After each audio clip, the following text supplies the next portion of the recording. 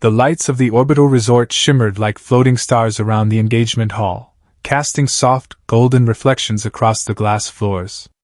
Below, Earth hung quietly in the distance, turning slowly like it had all the time in the universe to judge family drama. I stood at the center of it all, holding my fiancé's hand while pretending my heartbeat wasn't doing illegal speed limits. He noticed everything. That was one of the reasons I loved him. Not human, technically. A diplomatic envoy from a coalition of outer systems, calm voice, silver-tinged eyes that shifted colors depending on emotion. Right now, they were a soft blue, confused, because human families were apparently emotionally unpredictable war zones. He wasn't wrong. My father tapped his glass. That sound alone was enough to make half the room go quiet. The kind of silence where people stop chewing just in case they accidentally become part of the problem. I already knew what was coming. He always did this. Every achievement, every milestone, every rare moment where I was supposed to feel celebrated, he turned it into a performance where I was the punchline. He stood up with the confidence of a man who had never once checked who actually paid his bills. Expensive suit. Expensive watch. Expensive ignorance. My daughter, he began, smiling like he was about to be inspirational instead of destructive. I felt my fiancé's grip tighten slightly. Not protective in a human way, more like he was calculating whether this was a cultural ritual or an actual threat. Dad continued, voice rising. Let's be honest, she's always been difficult. Too focused on work. Too independent. Not exactly the kind of woman men line up for. A few uncomfortable laughs scattered across the hall. The polite kind. The please don't make me witness this kind. My jaw tightened, but I didn't move. Then he leaned into it. I mean, look at her now. Engagement to a, well, let's just say my future son-in-law must be a very desperate man. That one landed harder. Even the chandeliers felt like they dimmed out of second-hand embarrassment. My fiancé blinked slowly. Desperate? He whispered to me. Translation issue? I murmured back. Or personality issue?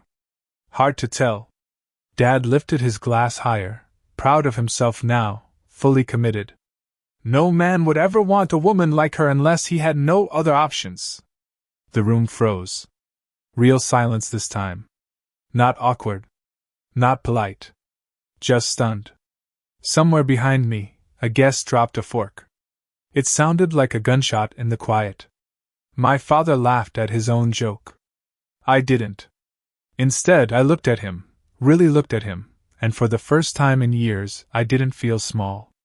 I felt done. Because while he was busy performing for an audience, he had no idea he was standing inside one of my buildings. A building he had lived in for 3 years. A building he complained about daily. A building whose rent he paid on time like clockwork, never once questioning why the landlord corporation always approved his requests so quickly. He had no idea. None at all. My fiancé tilted his head slightly. Do you want me to respond? He asked quietly. I almost laughed. No, I said softly. Let him finish. He's going to need every word he just said. And for the first time that night I smiled. He had no idea how far the joke already went. That was the funny part. The truly ridiculous part. My father stood there believing he was still the loudest person in every room, still the one setting the rules, still the one whose opinions shaped reality. But while he was busy collecting applause from people too polite to correct him, I had been building something he never bothered to notice. It started years ago, back when he still believed success was something you inherited instead of something you quietly constructed while everyone underestimated you. I had taken small steps at first, consulting work, then investments, then entire properties that other people called risky, because they lacked imagination. I just called them opportunities with bad publicity. By the time he started mocking me for being too independent, I had already formed my first holding company. By the time he told relatives I'd scare men away, I had already signed the papers for my first commercial complex. And by the time he declared I would end up alone, I had already learned how to negotiate with entities that didn't even originate from Earth. That's where my fiancé came in. We met during a cross-species economic summit. He was there to represent diplomatic trade relations between human colonies and his interstellar coalition. I was there because I own half the logistics infrastructure they needed to survive expansion into deep space. We were supposed to exchange data. Instead, we exchanged questions, then ideas, then laughter that lasted too long to be professional. He didn't care that I was just a human woman, the way my father kept implying I was. He cared that I understood leverage, systems, value flow, risk timing. Apparently, that was more attractive than anything my father thought mattered. Meanwhile, without ever announcing it, I had quietly purchased one of the most important commercial buildings in my father's district. The one housing his retirement consulting firm. The irony was almost poetic. He spent his days advising other men on financial planning, all while sending rent checks to a shell company that belonged entirely to the daughter he dismissed at family dinners. He used to complain about greedy landlords over breakfast. I used to approve his maintenance requests before lunch. Once, he even bragged about negotiating lower rent, like he was conquering an empire. I almost told him then. Almost. But watching him celebrate a discount he'd effectively given himself through my approval process was educational. And addictive in a deeply comedic way. Now, back in the present, I could feel him riding the high of his own voice, completely unaware that the audience wasn't laughing with him anymore. They were just waiting for him to stop.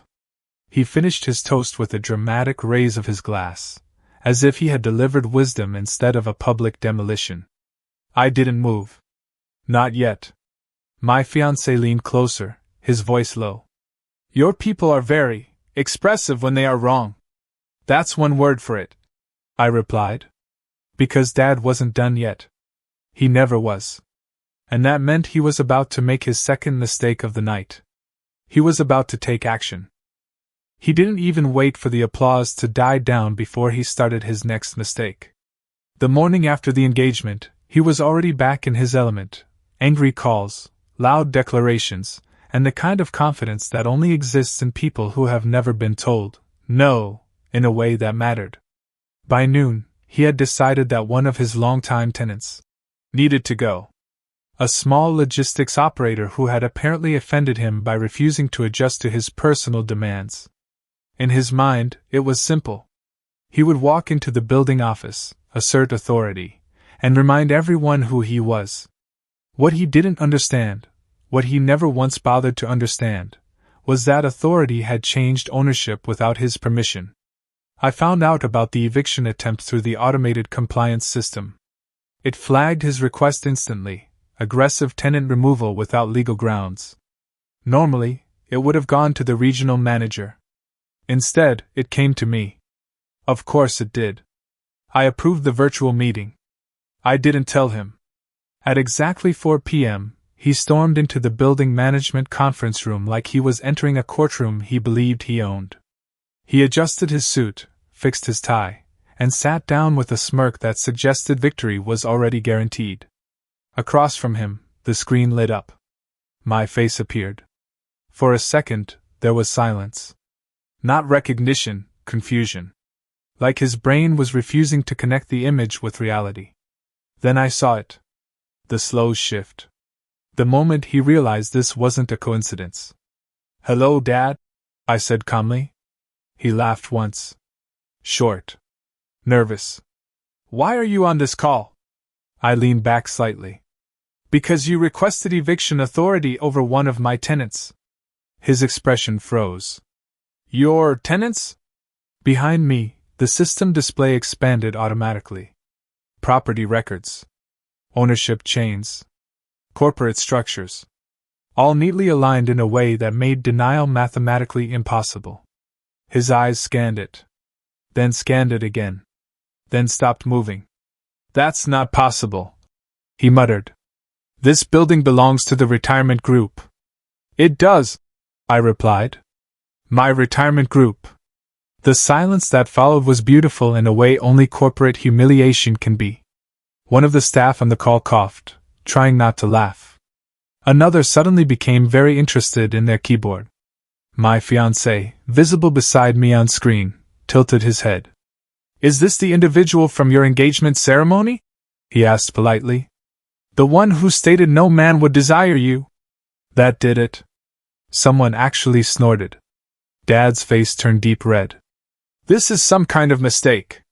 I am the tenant. No, I mean I am the client. There must be." "There is no mistake," I interrupted gently. "You've been renting this space for 3 years. Every complaint you filed, every maintenance request, every negotiation came through my company." His mouth opened, closed, opened again. Nothing came out. I continued, still calm. "And regarding your eviction request, it's denied. The tenant is in full compliance." That was the final hit. He wasn't in charge of anything. Not the building. Not the rules. Not even the illusion of authority he had spent years performing. Just a renter. Just another name in my system. My fiancé gave a soft, amused sound. "In my culture," he said, "this is called a self-inflicted hierarchy collapse." Someone in the room laughed out loud this time. Dad stood up so fast his chair almost fell. He said something, angry, broken, incomplete, but it didn't matter anymore. The system had already moved on without him. And for the first time in his life, he walked out of a room where no one followed his authority. Only their laughter. After that call, something shifted in the building. Not in a dramatic explosion or instant collapse kind of way. More like gravity quietly correcting itself. Tenants started whispering less in fear and more in amusement. The staff, who had spent years enduring my father's special treatment requests, suddenly developed a dangerous new habit, smiling when his emails arrived. He, on the other hand, became a kind of local legend. Not respected. Not feared. Just known. The man who tried to evict himself. Someone called him once in the elevator. It stuck. I didn't see him for a few days after the meeting. He stopped coming by the office as often. The complaints slowed down. The noise faded. It was strange how quickly someone's authority disappears when the system stops pretending to obey it. Meanwhile, my life didn't pause. The wedding preparations continued, and with them, something I didn't expect: peace. Real, quiet peace that didn't require me to defend myself and my own family. My fiancé adapted to Earth traditions with his usual calm curiosity. He tried foods that offended his diplomatic training. He learned that human weddings involve both celebration and emotional chaos at the same time. He called it ritualized unpredictability, and somehow still looked like he was enjoying it. We talked a lot during that time. About building futures. About expansion routes for interstellar trade. About how surprisingly similar greed and ambition looked across species, just dressed in different language. And occasionally, about my father. Not in anger anymore. More like analyzing a flawed system that had finally reached its limit. A week before the wedding, he appeared again. Not loudly this time. No speeches. No confidence performance. Just quieter. Almost uncomfortable in his own skin. He stood at the edge of my office floor like he wasn't sure if he still had permission to exist there. "I didn't know," he said finally. It wasn't an apology. Not really. More like an attempt to rewrite history so it hurt him less. "I know," I replied. Silence stretched between us. He shifted his weight. "People are laughing at me." "They're laughing at what you did," I corrected gently. "Not at who you are." That distinction confused him. I could see it. For a moment, he looked older than I had ever seen him. Less like a man who controlled rooms, more like someone realizing rooms had never belonged to him at all. "I suppose congratulations are in order," he said awkwardly. I nodded. "They are." He hesitated, then left. No final speech. No dramatic exit. Just footsteps fading down a hallway where no one stopped him to listen. The wedding itself felt like stepping into a different reality. Humans and interstellar delegates filled the space together, colors and languages blending in ways that should have been chaotic but somehow worked. My fiancé stood beside me, steady as always, like none of this was strange at all. When he gave his toast, the room quieted instantly. He didn't talk about power, or wealth, or success. He talked about respect. About how strange it was to meet a human who had been underestimated so many times and still chose to build instead of break. Then he looked at me, and for a moment the entire room felt smaller. I once asked her why she never proved people wrong, he said. She told me she didn't need to. Because she was already building something they were too busy laughing to notice. A pause. Then he smiled slightly. And that building owns most of this district. The room erupted in laughter. Even I laughed this time. Later that night, as stars reflected off the glass ceiling, I saw my father standing near the edge of the celebration. Watching. Not interrupting. Not performing. Just observing a world that had moved on without asking for his approval. And for the first time, he didn't try to control it. He just existed in it.